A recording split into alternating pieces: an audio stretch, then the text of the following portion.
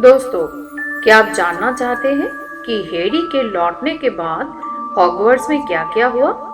क्या हैरी को सजा मिला या रिवर्स? जानने के लिए पूरा वीडियो देखें।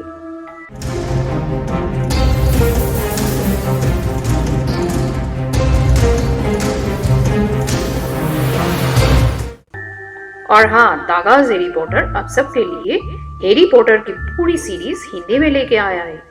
तो हैरी पॉटर हिंदी में सुनने के लिए चैनल के साथ बने रहिए। तो चलिए आज की कहानी शुरू करते हैं। आज की कहानी शुरू होता है चैम्बर ऑफ सीक्रेट्स के चैप्टर 18 डॉबी का रिवॉर्ड से। हैरी, रॉन, जीनी और लॉकहार्ट जब दरवाजे की चौखट पर खड़े थे तो एक पल के लिए अंदर खामोशी छा गई। वे गंदगी, कीचड़ और खून हैरी के मामले में से सने हुए थे। फिर एक चीख सुनाई दी, जीनी! चीखने वाली मिसेस वीजली थी, जो अंगूठे के सामने बैठकर रो रही थी। वे उछलकर खड़ी हुई और उनके ठीक पीछे मिस्टर वीजली भी। दोनों ने लपक कर अपनी बेटी को गले लगा लिया। बहरहाल हैरी उन्हें नहीं बल्कि उनके पीछे देख रहा था। मेटल पीस के पास खड़े प्रोफेसर डंबलडोर मुस्कुरा रहे थे। पास ही प्रोफेसर मैगोनागल की भी खड़ी थी और वे अपनी छाती पर हाथ रखकर गहरी सांसें ले रही थी। ज्वाला हैरी के कान के पास रुकता हुआ गया और डंबलडोर के कंधे पर बैठ गया। और फिर मिसेस वीजली ने हैरी और रॉन को कसकर गले लगा लिया। तुमने इसे बचा लिया, तुमने इसे बचा लिया।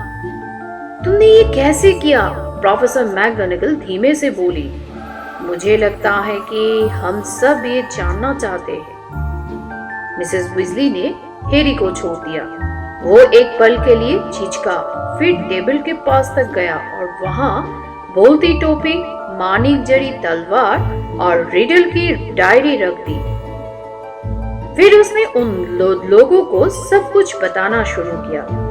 वो लगभग 15 मिनट तक बोलता रहा और उत्सुक लोग खामोशी से उसकी बातें सुनते रहे। उसने उन्हें बताया कि किस तरह उसे अदृश्य आवाज सुनाई देती थी, किस तरह हरमायनी ने आखिरकार ये समझ लिया था कि उसे जो आवाजें सुनाई दे रही थी वो पाइपों में से घूम रहे कालदृष्टि की आवाज थी, किस तरह उसे और रॉन ने अंधेरे जंगल में मकड़ियों का पीछा किया, जहां एरेगॉग ने उन्हें बताया कि कालदृष्टि का पिछला शिकार कहां मरा था। किस तरह उसने अनुमान लगाया कि वो शिकार मायूस मीना ही हो रही होंगी और रहस्यमयी तहखाने का प्रवेश द्वार बाथरूम में ही होना चाहिए। जब वो रुका तो प्रोफेसर मैगोनागल ने उसे प्रोत्साहित करते हुए कहा, बहुत बढ़िया, तो तुमने पता लगा लिया कि प्रवेश द्वार कहाँ था। साथ ही मैं ये भी कहना चाहूंगी कि ऐसा करते समय तुमने स्कूल के लगभग 100 नियम तोड़े होंगे। परंतु पॉटर, तुम सब लोग वहां से जिंदा कैसे निकल गए?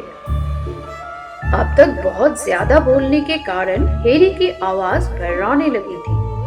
इसी भर्राई आवाज में उसने बताया कि ज्वाला सही समय पर आ गया था और बोलती टोपी ने उसे तलवार दे दी थी, परंतु तभी वो रुक गया। उसने जानबूझकर अब तक रिडल की डायरी या जीनी का जिक्र नहीं किया था।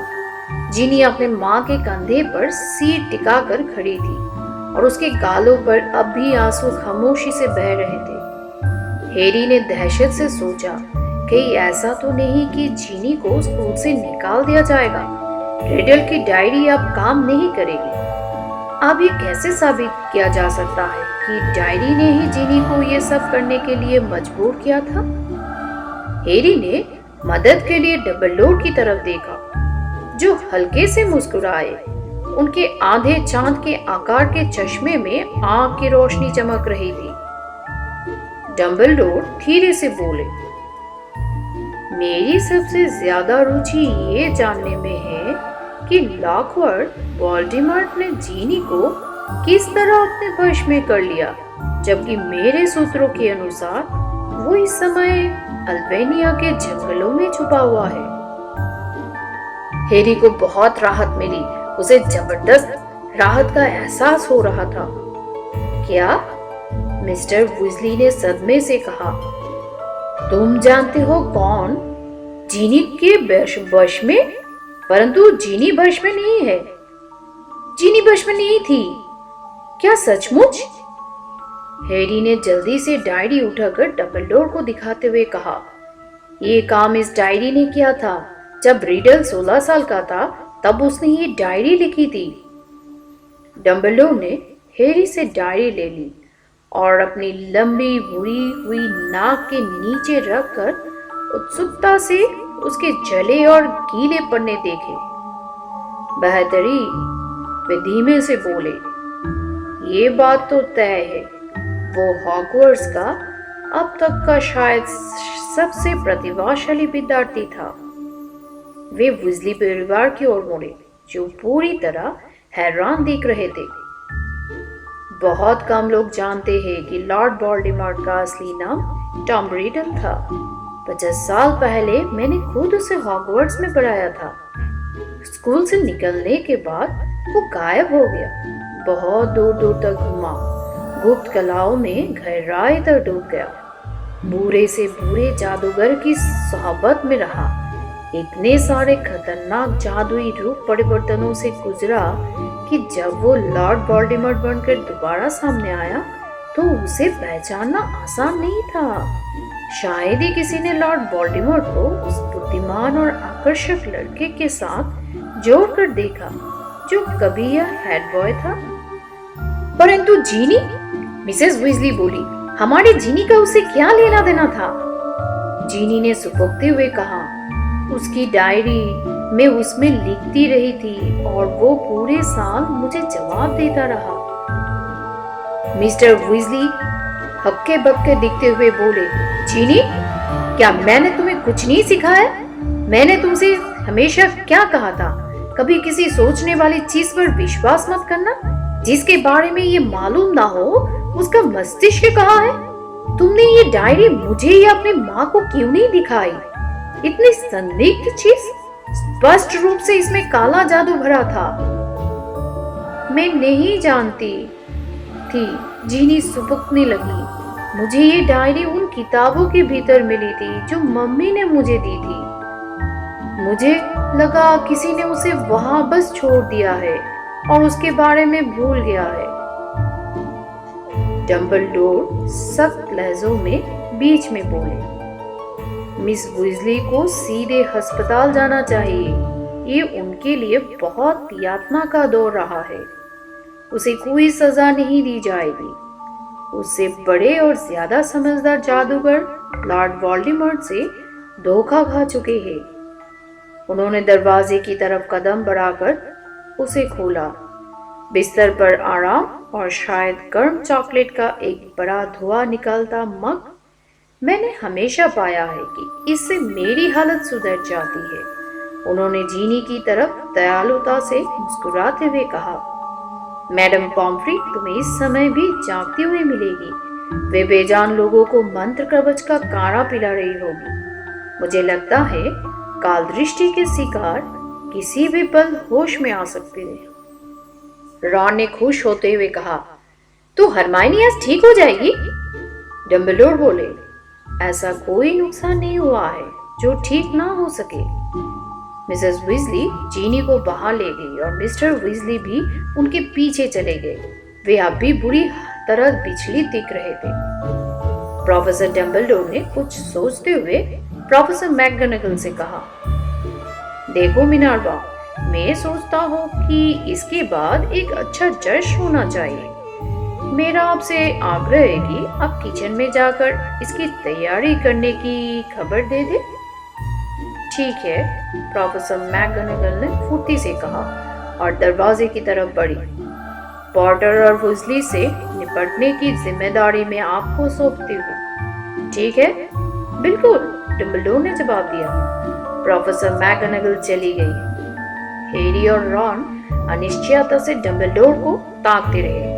उनसे निपटने की जिम्मेदारी से प्रोफेसर मैकगोनागल का ठीक ठीक क्या मतलब था? कहीं ऐसा तो नहीं कि उन्हें सजा मिलने वाली हो? डम्बलडोर बोले, मुझे अच्छी तरह से याद है कि मैंने तुम दोनों को पहले ही चेतावनी दे दी थी कि अगर तुमने स्कूल के नियम तोड़े तो मुझे तुम्हें स्कूल से बाहर निकालना पड़ेगा।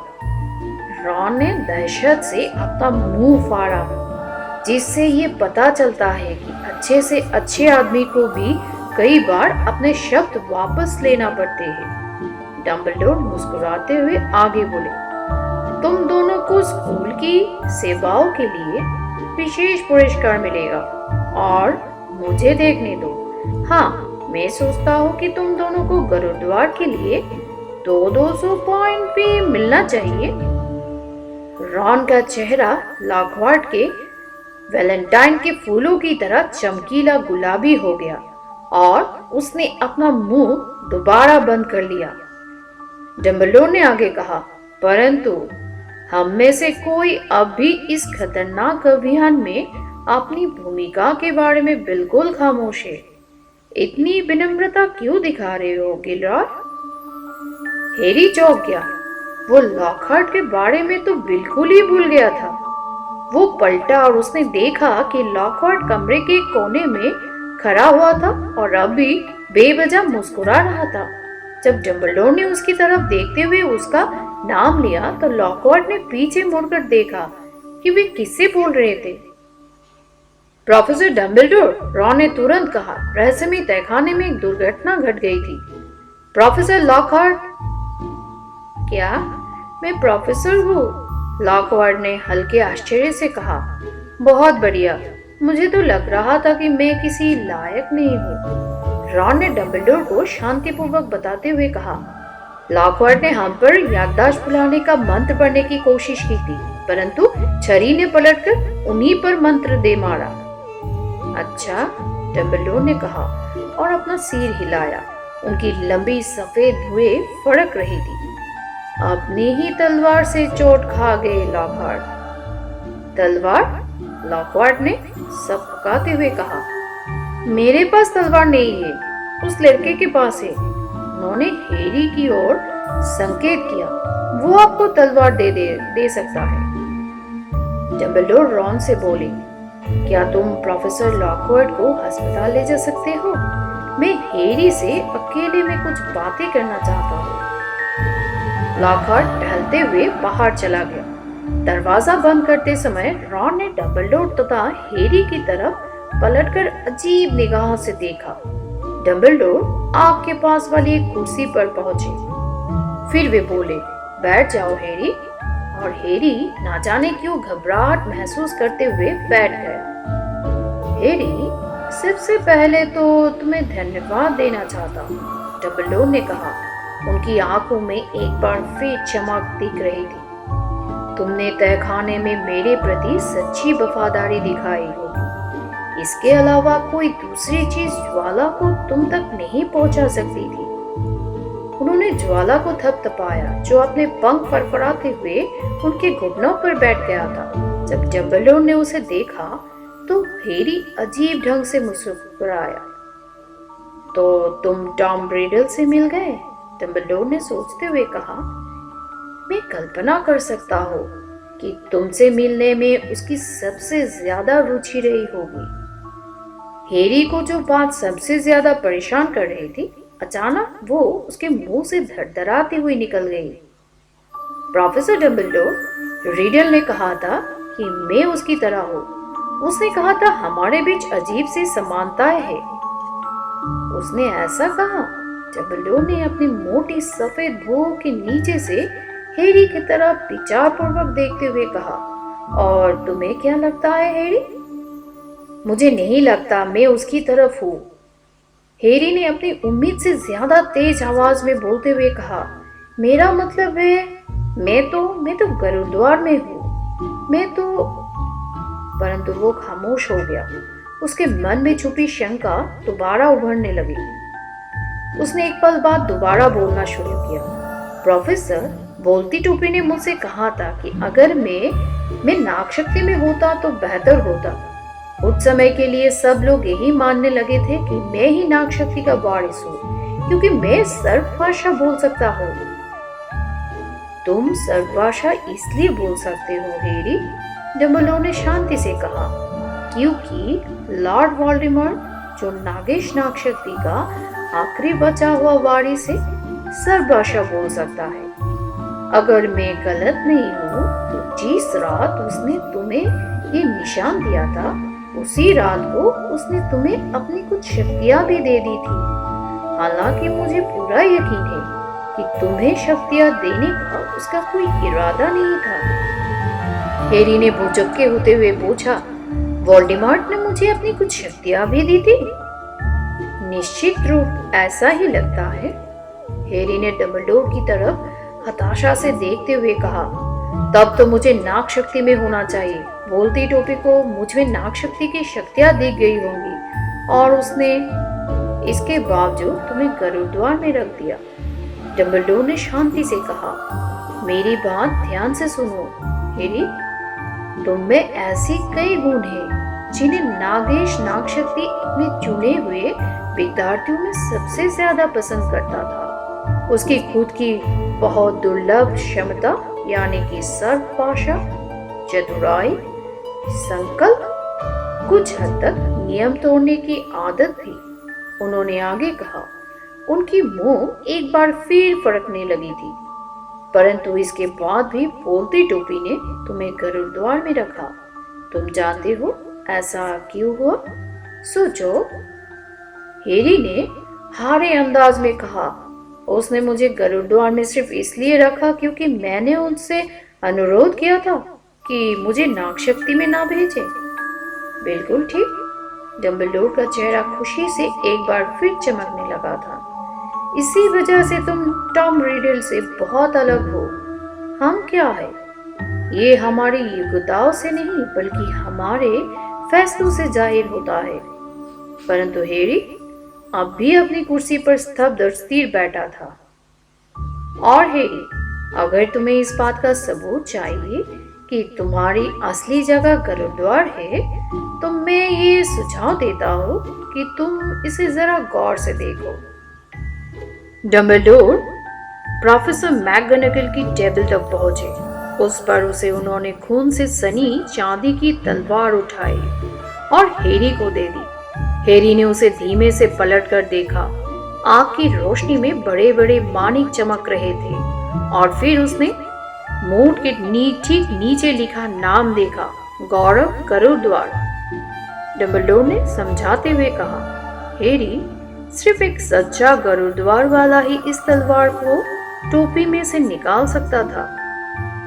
1 मिनट तक दोनों चुप रहे। फिर डम्बलडोर ने प्रोफेसर मैकगोनागल की टेबल से एक ड्रायर बाहर खींचकर उसमें से एक कलम और स्याही की बोतल निकाली। तो हैरी, अब तुम्हें जिस चीज की जरूरत है वो है अच्छा भोजन और अच्छी नींद। मैं तुम्हें सुझाव देता हूँ कि तुम नीचे जश में जाओ।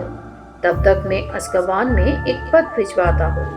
हमें हमारा हैग्रिड वापस चाहिए और मुझे दैनिक जादूगर में छपवाने के लिए एक विज्ञापन भी तैयार करना होगा। उन्होंने सोचते हुए कहा, हमें गुप्त कलाओं से रक्षा के एक नए टीचर की जरूरत है। ना जाने क्यों हमारे यहाँ गुप्त कलाओं से रक्षा का कोई टीचर टिक ही नहीं पाता है ना? हैरी उठा और दरवाजे की तरफ बढ़ा। उसने अभी हैंडल की तरफ हाथ बढ़ाया ही था, तभी दरवाजा इतनी जोर से खुला कि दीवार से टकराकर वापस लौट गया। वहां पर लूसियस मैल्फॉय खड़े थे। उनका चेहरा गुस्से से लाल था और उनकी बाह के नीचे डॉबी खड़ा था, जिसके पूरे शरीर पर पट्टियां बंधी थी। गुड इवनिंग लूसियस, डम्बलडोर चहकते हुए बोले। मिस्टर मैल्फॉय जब कमरे में तेजी से घुसे तो उन्होंने हैरी को लगभग गिरा ही दिया। डॉबी उनके पीछे पीछे दौड़ते हुए अंदर आया। वो उनके चौके के सिरे को पकड़कर खड़ा था और उसके चेहरे पर दहशत का भाव था। तो लूसियस मैल्फॉय ने अपनी ठंडी नजरें डम्बलडोर पर जमाते हुए कहा, आप वापस आ गए। गवर्नर ने आपको बर्खास्त कर दिया था, परंतु इसके बावजूद आपने हॉगवर्ट्स लौटना बेहतर समझा। देखो लूसियस, डम्बलडोर ने एक शांत मुस्कान के साथ कहा, बाकी 11 गवर्नरों ने आज मुझसे संपर्क किया था। सच कहा जाए तो एक तरह से मैं उल्लुओं के तूफान में घिर गया था। उन्हें यह पता चला था कि आर्थर वीजली की बेटी की हत्या हो गई है और वे चाहते थे कि मैं यहाँ तत्काल लौट आऊं। उनके ख्याल से इस स्थिति से निपटने के लिए ही मैं सर्वश्रेष्ठ व्यक्ति हूँ। उन्होंने मुझे बहुत अजीब कहानियां सुनाई।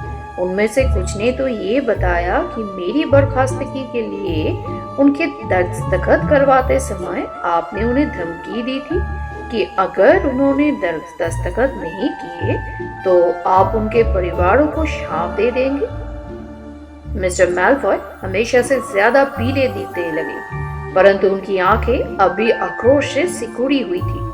तो क्या आपने हमला रुकवा दिए है? मैलफॉय ने बैंक से कहा। क्या आपने अपराधी को पकड़ लिया है? हाँ, डंबलडोर ने मुस्कुराते हुए कहा। अच्छा, मिस्टर मैलफॉय ने तेजी से कहा। वो कौन है? वही जो पिछली बार था, लूसियस, डंबलडोर बोले। परंतु इस बार लॉर्ड वोल्डेमॉर्ट किसी दूसरे के माध्यम से काम कर रहा था, इस डायरी के माध्यम से। उन्होंने छोटी काली किताब उठाई जिसके बीच में बड़ा छेद साफ दिख रहा था। फिर उन्होंने मिस्टर मैलफॉय को गौर से देखा। बहरहाल हैरी डाबी को देख रहा था। घरेलू जीन बहुत अजीब हरकतें कर रहा था। उसकी बड़ी आंखें हैरी को अर्थपूर्ण ढंग से देख रही थी। वो डायरी की तरफ इशारा कर रहा था, फिर मिस्टर मैलफॉय की तरफ और फिर अपनी मुट्ठी से खुद के सिर पर कसकर मार रहा था। अच्छा, मिस्टर मैलफॉय ने धीमे से डंबलडोर से कहा। बहुत चतुराई भरी योजना थी, डंबलडोर ने सामान्य लहजे में कहा। वे अब भी मिस्टर मैलफॉय की आंखों में आंखें डालकर देख रहे थे, क्योंकि अगर हैरी, मिस्टर मैलफॉय ने हैरी पर गुस्से भरी तीखी निगाह डाली और उसका दोस्त रॉन उस डायरी को नहीं खोजते तो जीनी वीजली पर ही सारा दोष मरा जाता। कोई भी कभी ये साबित नहीं कर पाता कि उसने अपनी मर्जी से यह काम नहीं किया था। मिस्टर मैलफॉय कुछ नहीं बोले। उनका चेहरा अचानक एक भगोटो की तरह हो गया। और कल्पना करो, डंबलडोर ने आगे कहा, उस स्थिति में क्या होता हुआ। वीजली परिवार हमारे सबसे प्रमुख शुद्ध खून वाले परिवारों में से एक है। जरा सोचो, अगर लोगों को ये पता चलता कि आर्थर वीजली की बेटी मगलों पर हमले कर रही थी और उनकी हत्या कर रही थी, तो आर्थर वीजली और उनके मगलू संरक्षण अधिनियम पर इसका क्या प्रभाव पड़ता। ये तो बहुत अच्छा रहा कि हमें ये डायरी मिल गई और इससे रीडर की यादें मिट गई। अगर ऐसा नहीं होता तो ना जाने इसके क्या परिणाम होते। मिस्टर मैलफॉय ने खुद को बोलने के लिए विवश किया। बहुत अच्छा रहा, उन्होंने कड़क आवाज में कहा। अभी भी डाबी मैलफॉय की पीठ के पीछे से इशारे कर रहा था, पहले डायरी की तरफ, फिर लूसियस मैलफॉय की तरफ, और इसके बाद वो माथे पर हाथ टोक रहा था। और अचानक हैरी समझ गया। उसने डॉबी की तरफ सिर हिलाया। डॉबी खुद को सजा देते हुए कान उमटने लगा और पीछे एक कोने में चला गया। मिस्टर मैलफॉय, क्या आप नहीं जानना चाहेंगे कि जीनी को ये डायरी कैसे मिली? हैरी ने पूछा। लूसियस मैलफॉय मुड़ कर उसकी तरफ घूमे। वे बोले, मुझे क्या मालूम ये डायरी उस मूर्ख लड़की को कैसे पहुंची? क्योंकि ये आपने ही तो उस तक पहुंचाई थी, हैरी ने कहा। फ्लॉरिश एंड बॉल्स नामक किताबों की दुकान में आपने रूप परिवर्तन की उसकी पुरानी किताब उठाई थी और डायरी उसके भीतर रख दी थी, है ना? उसने देखा कि मिस्टर मैलफॉय के सफेद हाथों की मुट्ठी बार बार बंद हो रही थी और खुल रही थी। इसे साबित करके दिखाओ, उन्होंने फुफकारते हुए कहा। अरे, कोई भी ये साबित नहीं कर पाएगा, डंबलडोर बोले, हैरी की तरफ देखकर मुस्कुराए। अब नहीं, जब रीडल और डायरी से गायब हो गया है। परंतु लूसियस, मैं आपको ये सलाह देना चाहूंगा कि आप लॉर्ड वोल्डेमॉर्ट की स्कूल की बाकी पुरानी चीजें भविष्य में किसी तक ना पहुंचाए। अगर और कोई चीज मासूम हाथों में पहुंची तो मैं सोचता हूँ कि आर्थर वीजली उसके लिए आपको जिम्मेदार ठहराने की पूरी व्यवस्था करना चाहेंगे। लूसियस मैल्फॉय एक पल के लिए खड़े रहे। हैरी को साफ दिख रहा था कि उनका दायां हाथ हिला, जैसे वे अपनी छड़ी बाहर निकालने के लिए बेताब हो। बहरहाल इसके बजाय वे अपने घरेलू जीन की ओर मुड़े। डॉबी, वापस चलो। उन्होंने दरवाजा जोर से खोला और जब घरेलू जीन जल्दी से उनके पीछे आया तो उन्होंने उसे लात मारकर सीधे दरवाजे से बाहर किया। पूरे गलियारे में डॉबी चीखते हुए गया और उसकी दर्द भरी चीख दूर दूर तक सुनाई दे रही थी। हैरी एक पल के लिए ठहरा और सोचता रहा। फिर उसके मन में एक विचार आया। प्रोफेसर डम्बलडोर, उसने जल्दी से कहा, क्या मैं ये डायरी मिस्टर मैल्फॉय को वापस कर सकता हूँ? प्लीज। क्यों नहीं हैरी, डम्बलडोर ने शांति से कहा, परंतु जल्दी। याद रखना, तुम्हें जश्न में भी जाना है। हैरी ने डायरी उठाई और ऑफिस से बाहर दौड़ लगा दी। वो मोड़ के पास डॉबी के दर्द भरी चीखे को धीमा होते सुन सकता था। वो ये सोच रहा था कि उसकी योजना सफल होगी या नहीं। बहरहाल उसने जल्दी से अपना एक जूता उतारा और फिर अपने गंदे मोजे को बाहर खींचते हुए उसके अंदर डायरी रख दी। फिर वो अंधेरे गलियारे में दौड़ पड़ा। वो सीढ़ियों के ऊपर उनके पास पहुंचा। मिस्टर मैल्फॉय, उसने हाँफते हुए और दौड़ना बंद करते हुए कहा, मुझे आपको कुछ देर लौटाना है। ये कहते हुए उसने अपना बदबूदार मोजा लूसियस मैल्फॉय के हाथ में जबरदस्ती पकड़ा दिया। क्या है? मिस्टर मैल्फॉय ने डायरी के ऊपर से मोजों को हटाया और मोजे का एक तरफ फेंक दिया। फिर वे गुस्से से कभी डायरी को तो कभी हैरी को देखते रहे। इसके बाद मिस्टर मैल्फॉय धीमे से बोले, हैरी पॉटर, तुम्हारा भी किसी दिन वही बुरा हाल होगा जो तुम्हारे माँ बाप का हुआ था। वे भी मूर्ख थे और दूसरों के मामलों में टांग अड़ाते थे। मैल्फॉय पलटकर चलने के लिए आगे बढ़े। चलो डॉबी, मैंने कहा चलो।